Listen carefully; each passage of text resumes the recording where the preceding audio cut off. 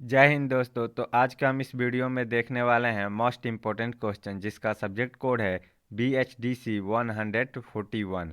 So viewers, तो यदि अभी तक आपने हमारे चैनल को सब्सक्राइब नहीं किया है तो प्लीज़ आप हमारे चैनल को सब्सक्राइब कर लीजिए तथा साथ ही साथ PDF प्रोग्राम के लिए टेलीग्राम चैनल को ज्वाइन कर लीजिए।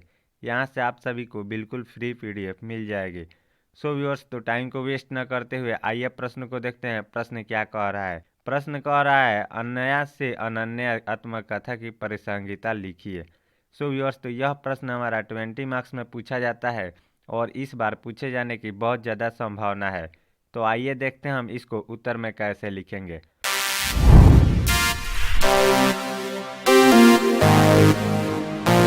उत्तर का हेडिंग डाल के लिखेंगे, अन्य से अनन्या की प्रासंगिकता इसके शीर्षक से ही कही जा सकती है, जिसका अर्थ है सामान्य से विशिष्ट। अर्थात एक सामान्य से विशिष्ट स्थिति तक पहुंचना, जैसा कि पूरी आत्मकथा को पढ़ने के पश्चात हम प्रभा खेतान के जीवन की सच्चाइयों और संघर्षों से अवगत होते हैं। इनकी आत्मकथा को लेकर पाठकों के मन में, मस्तिष्क में यह जिज्ञासा बराबर बनी रही है कि आखिर क्या कारण है कि प्रभा खेतान ने इतने वर्षों बाद अपनी आत्मकथा, क्या वह सहानुभूति पाना चाहती है या फिर अपने लिए पाठकों के मन में दया उत्पन्न करवाना चाहती है, या फिर अपने उन आत्मसंघर्षों से पाठकों को परिचित करवाना चाहती है जो एक अकेली स्त्री को पुरुष वर्चस्व वाले समाज से गुजरना पड़ता है, या फिर उनकी यह प्रसिद्धि पाने का चर्चा के विषय में आने का नया प्रयास है। फिर आगे पैराग्राफ चेंज करके लिखेंगे, इस आत्मकथा की अपनी विशिष्टता यह है कि आत्मकथाओं की तुलना में सर्वाधिक चर्चित रही है। इसके कई कारण हम मान सकते हैं, जैसे अपने शीर्षक की वजह से, स्त्री विमर्श की दृष्टि से, सरल, रोचक और प्रभावपूर्ण लेखन शैली के कारण, भारतीय और पाश्चात्य स्त्रियों के दुख, आंसू और जीवन संघर्षों को उजागर करने के कारण। यह स्त्री जीवन की संघर्ष गाथा है, जिसमें बाल्यावस्था के अनाथ बचपन, बलात्कार, प्रेम और स्नेह का अभाव, परिवार और समाज से विद्रोह, भावनात्मक प्रेम, उच्च शिक्षा अर्जित करने की आकांक्षा, प्रेम में अविवाहित रहने का निर्णय, आर्थिक स्वतंत्रता की जिद आदि सम्मिलित है।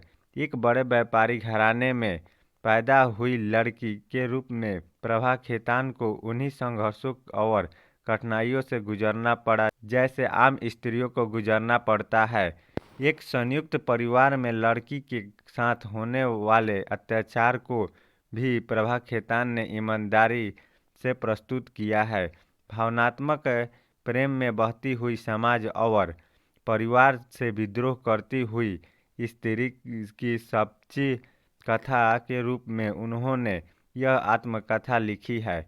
एक पारंपरिक रूढ़िवादी मारवाड़ी समाज की लड़की, जिसने सामान्य स्थिति से हटकर अपनी विशिष्ट पहचान बनाई है, जिसके कारण एक स्त्री को जीवन भर कुंठित और उपेक्षित का जीवन जीना पड़ा। यह आत्मकथा स्त्रियों के लिए भी चेतना और प्रेरणा की स्रोत रही है। यह आत्मकथा एक स्त्री को उसकी अपनी गलतियों का एहसास भी कराती है। इस प्रकार हम देख सकते हैं कि ऐसे अनेक कारण हैं जो इस आत्मकथा को प्रासंगिक और चर्चित बनाते हैं।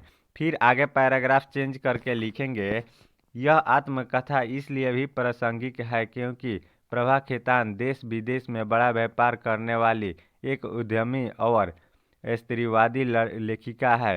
एक प्रतिष्ठित व्यक्ति के जीवन के बारे में सब जानना चाहते हैं। वह एक अविवाहित स्त्री रही, अपने प्रेम के लिए समाज और तक की परवाह नहीं की, अपना गर्भपात भी करवाया और अपने संबंधों को पूरी ईमानदारी से निभाती रही। यह आत्मकथा स्त्री जीवन के संघर्ष को गहरी संवेदना के साथ अभिव्यक्त करती है। सो व्यूअर्स, तो इस प्रकार से हम इस प्रश्न को हल करेंगे। और यदि अभी तक आपने हमारे चैनल को सब्सक्राइब नहीं किया है तो प्लीज़ आप हमारे चैनल को सब्सक्राइब कर लीजिए तथा साथ ही साथ PDF प्रोग्राम के लिए टेलीग्राम चैनल को ज्वाइन कर लीजिए। यहाँ से आप सभी को बिल्कुल फ्री PDF मिल जाएगी। जय हिंद। फिर मिलते हैं नेक्स्ट वीडियो में।